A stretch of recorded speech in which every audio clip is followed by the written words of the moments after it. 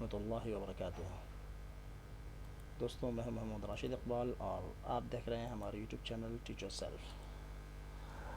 ہم نے جو اردو پیڈاگوجی کی ویڈیوز کا سلسلہ شروع کیا ہے، اس کی اگلی کڑی میں ہم آپ کے سامنے 2011 ریٹ 2011 لیول 1 کا ایک اور ویڈیو لے کر حاضر ہوئے ہیں، جس کے اندر ہم نے ریٹ 2011 لیول 1 میں لینگویج 2 کے طور پہ جن لوگوں نے اردو سلیکٹ کیا تھا، یہ والا وہ کوشچن ہم اس میں لے کر حاضر ہوئے ہیں۔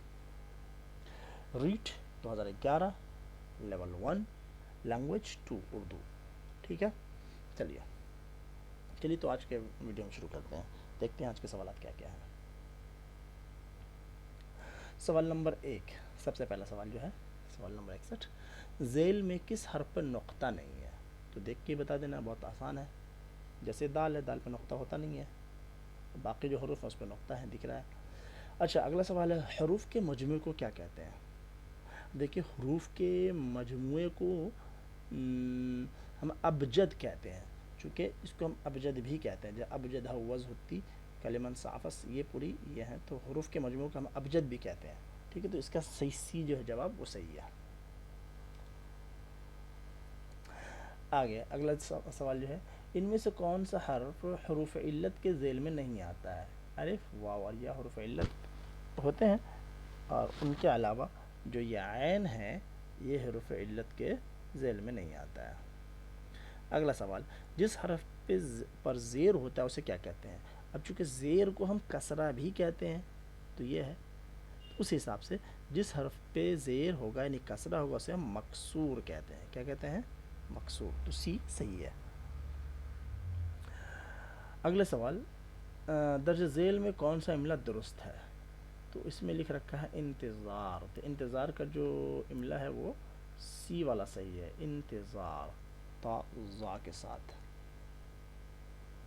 ٹھیک ہے۔ اگلا سوال، درج ذیل میں قوم کی جمع کون سی ہے؟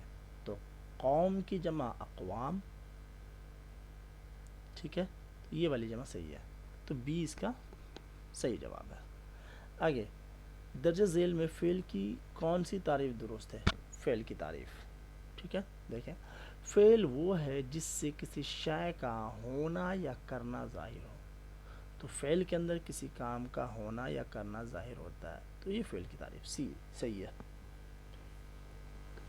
زمانے کی کتنی قسمیں ہیں؟ ظاہر سی بات ہے، بہت آسان ہے، بی تین قسمیں ہیں۔ کیا کیا؟ ماضی، حال، اور اوپر آ گیا مستقبل، ٹھیک ہے، یہ با کا نقطہ چھپ گیا، ہاں مستقبل، تو ماضی، حال، مستقبل، یہ تین قسمیں ہیں۔ اگلا سوال، ذیل کے کس جملے میں مفعول استعمال ہوا ہے؟ جملہ دیکھیے، میں نے کھایا، نہیں، سورج چمکتا ہے، نہیں، اکبر پڑھتا ہے، نہیں، میں نے احمد کو دیکھا۔ اب دیکھیں اردو کے اندر تو یہ والا سی جو ہے، یہ سی صحیح جواب ہے، اور اردو کے اندر جو ہے کو بھی مفعول کی علامت ہے، ٹھیک ہے، تو یہ دھیان رکھیں، لفظ کو استعمال ہوا نہیں، اس کے اندر مفعول استعمال ہوا۔ کس کو دیکھا؟ احمد کو دیکھا، تو احمد مفعول ہے۔ چلیے اگلا سوال، جس جملے میں فعل، فاعل اور مفعول موجود ہوتے ہیں وہ کون سا فعل کہلاتا ہے؟ تو فعل، فاعل اور مفعول تینوں موجود ہوں تو ایسے فعل کو ہم فعل متعدی کہتے ہیں، سی صحیح جواب۔ درج ذیل میں کون سا جملہ فعل لازم ہے؟ فعل لازم کے لیے ضروری ہے کہ اس کے اندر صرف فعل اور فاعل سے جملہ مکمل ہو رہا ہو۔ عمران کتاب پڑھتا ہے، کتاب پڑھتا ہے مفعول موجود ہے۔ حمیدہ کپڑا دھو رہی ہے، نہیں۔ نصیر کیک کھا رہا ہے، نہیں۔ شاکر بیٹھا ہے، یہ والا جو جواب ہے ڈی، یہ صحیح ہے، شاکر اور بیٹھا دونوں بس فعل اور فاعل مل کے جملہ بن رہا ہے۔ اگلا سوال، جس جملے میں فاعل معلوم نہ ہو اسے کیا کہتے ہیں؟ جس جملے میں فاعل معلوم ہو نہ ہو اسے ہم فعل مجہول کہتے ہیں، اور فاعل معلوم ہو تو ایسے فعل کو ہم فعل معروف کہتے ہیں۔ آگے دیکھیں اگلا سوال، لفظ دیانت دار کی قسم کیا ہے؟ لفظ دیانت دار کی قسم کیا ہے؟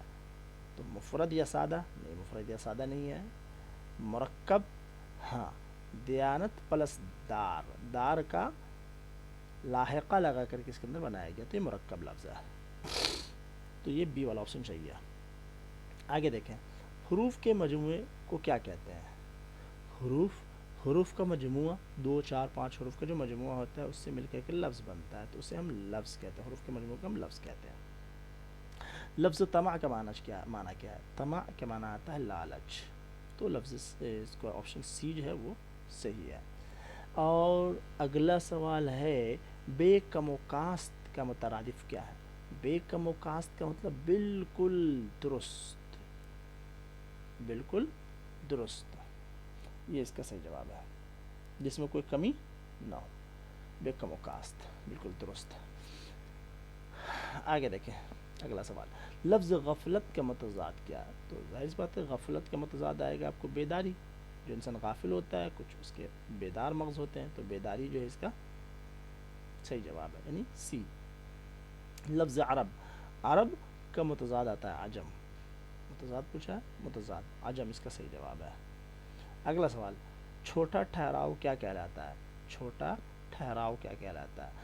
تو وقفہ نہیں، وقفہ تھوڑا سا بڑا ٹھہراؤ ہوتا ہے. سکتہ کہلاتا ہے. تو سب سے چھوٹا ٹھہراؤ جو ہوتا ہے جملے کے اندر وہ سکتہ کہلاتا ہے جس میں یہ والا الٹے پیش کی طرح علامت کا استعمال کیا جاتا ہے. ٹھیک ہے. اور یہ وقفہ کہلاتا ہے جس کے اندر الٹے پیش، جس کے اندر جو ہے بندو یعنی نقطہ اور پھر اس کے اوپر الٹے پیش کی علامت استعمال کی جاتی ہے. اور یہ ختمہ جس کے اندر فل اسٹاپ کی جگہ پہ چھوٹا سا خط جیسا استعمال کیا جاتا ہے. ٹھیک ہے. اور یہ خط کے مطلب ہوتا ہے ڈیش لائن، دو جملے کے بیچ میں کبھی کبھی استعمال کیا جاتا ہے، تھوڑا سا بڑا استعمال کیا جاتا ہے. چلیے تو اس کا صحیح جواب ہے سی. آگے دیکھیں جب کسی کا قول اسی کے الفاظ میں نقل کرتے ہیں تو کون سی علامت استعمال ہوتی ہے. تو اس کے لیے ہم واوین استعمال کرتے ہیں. واوین کیا ہوتا ہے جس کو ہم یہ ایسے استعمال کرتے ہیں دو الٹے پیش کی طرح. ٹھیک ہے. واوین دو واو کی طرح سمجھ لیں، الٹا واو کی طرح یا دو واو ڈال دیں تو واوین کہلاتا ہے. تو واوین استعمال کرتے ہیں کسی کے ڈائریکٹ اسپیچ کو ان کے پورے جملے کو ہو بہو نقل کرنے کے لیے. آگے اگلا سوال درج ذیل میں محاورہ کون سا ہے. محاورہ اور کہاوت کے فرق کو سمجھیں گے تو جواب دینا آسان ہوگا. محاورہ کے اندر کیا ہوتی ہے مذکر اور مؤنث کے اعتبار سے یا آپ کو ماضی حال مستقبل کے اعتبار سے جملے کے اندر تبدیلی ہوتی ہے.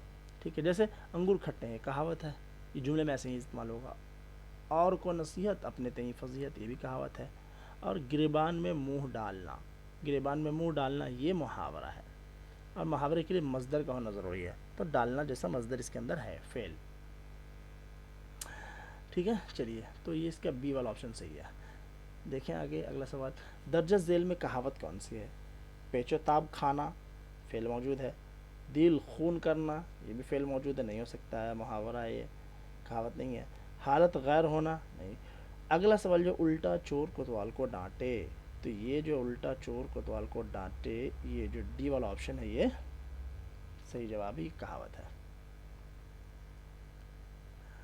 دیکھیں اگلا محاورہ خاک میں ملانا کا مفہوم اور جملوں میں کون سا استعمال صحیح ہے اس کی شناخت کریں.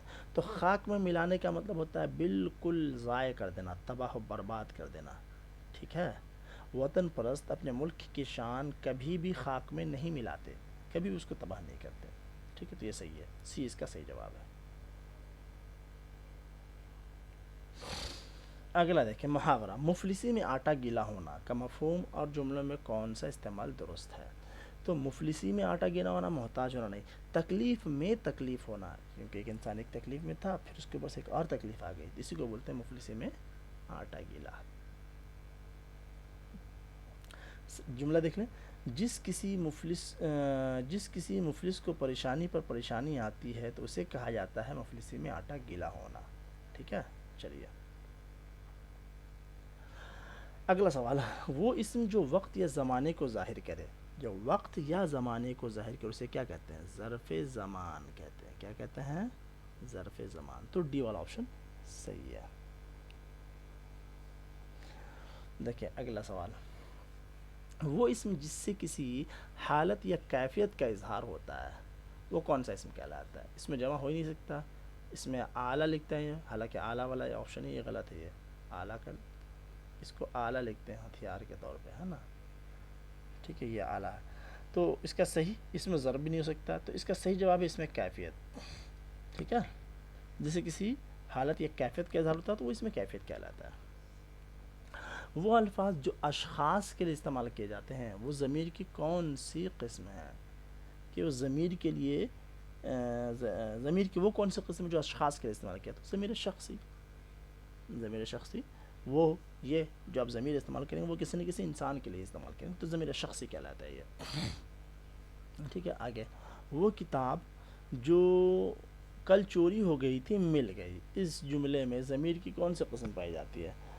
تو ضمیر موصولہ ہے. وہ کتاب جو، یہ لفظ جو ہے نا، یہ ضمیر موصولہ ہے، تو اس کا ڈی جو ہے صحیح ہے. اگلا سوال دیکھیں. جس صفت سے کسی چیز کی اندرونی حالت یا خصوصیت ظاہر ہو وہ کون سی صفت کہلاتی ہے نا؟ صفت ذاتی، صفت نسبتی پڑھا تھا نا، 5 قسمیں ہیں. سوری. تو جس لفظ سے کسی چیز کی یا جس صفت سے کسی چیز کی اندرونی حالت کا پتہ چلے وہ صفت ذاتی کہلاتی ہے. جو صفت اس کے ذات کے اندر موجود ہے، جیسے ہرا پتہ کہیں گے تو پتے کا ہرا ہونا اس کی پتے کی ذات میں موجود ہے. ٹھیک ہے، تو یہ ہرا جو ہے وہ صفت ذاتی ہے اس کی. تو یہ بی آپشن صحیح ہے. اگلا سوال. جس صفت سے کسی دوسری شے سے لگاؤ یا تعلق ظاہر ہو وہ کون سی صفت کہلاتی ہے؟ تو کسی دوسرے شے سے لگاؤ یا تعلق نسبت کی وجہ سے آتی ہے تو یہ صفت نسبتی کہلاتی ہے. جیسے دہلی کے رہنے والے کو دہلوی کہتے ہیں، ہندوستان کے رہنے والوں کو ہندوستانی کہتے ہیں، تو یہ صفت نسبتی ہے. ٹھیک ہے دوستو، تو یہ ہو گیا آج کے سوال. 90 سوال مکمل ہو گیا. ٹھیک ہے، ٹھیک ہے. یہ تو بس آج کے لیے اتنا ہی. انشاءاللہ پھر اگلے ملیں گے کسی اگلے ویڈیو میں. دوستو اگر ہماری کوشش آپ کو اچھی لگ رہی ہے تو لائک کریں، شیئر کریں، اور میں کوشش کروں گا کہ ریٹ 2011 کے لیول 1 اور لیول 2 کے ویڈیوز مکمل ہو گئے ہیں. اسی طریقے سے 12 اور اس کے بعد 15 اور 17 جو بھی ہیں ریٹ کے پیپرس ہیں ہمارے پاس موجود، میں ان تمام سوالات کو اسٹیپ بائی اسٹیپس جو ہے ویڈیو کی شکل میں کنورٹ کر کے آپ کے لیے حاضر کر سکوں تاکہ اس سے آپ کا کچھ فائدہ ہو سکے. چلیے، میری کوشش اچھی لگ رہی ہو تو اسے لائک کریں، سبسکرائب کریں اور زیادہ سے زیادہ لوگوں تک شیئر کریں. ٹھیک ہے دوستو، تو آج کے لیے اتنا ہی. خوش رہیں، اپنا خیال رکھیں. السلام علیکم ورحمۃ اللہ وبرکاتہ.